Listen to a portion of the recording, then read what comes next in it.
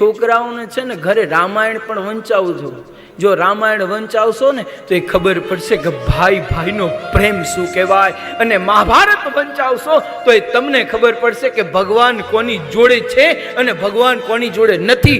અને જો ભાગવત પઠન કરાવશો ને તો તમને કોની સાથે રહેવું અને કોની જોડે પ્રેમથી વર્તન કરવું, તો ભાગવત તમને બધાને છે ને પ્રેમ શીખવાડશે.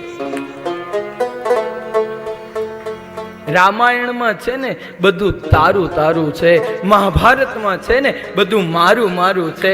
અને જ્યારે ભાગવતમમાં તમે આવશો ને ત્યારે એવો ભાવ આવશે, આ મારું પણ નથી, આ તારું પણ નથી, સર્વસ્વ છે ને તે ભગત જગન્નાથ જગત અધિષ્ઠાત્રી કૃષ્ણ પરમાત્માનું છે. પરંતુ આ તો અત્યારે થોડું કાંઈ કર્યો અને આપણને એમ થાય કે આ મેં કર્યું છે. થોડા કંઈ આગળ જાઓ, થોડું કાર્યની સફળતા મળી, તમને એમ થાય કે આ કાર્ય મારા દ્વારા થયું. ભક્તો, આ કાર્ય તમારા કે મારા દ્વારા નથી થતું.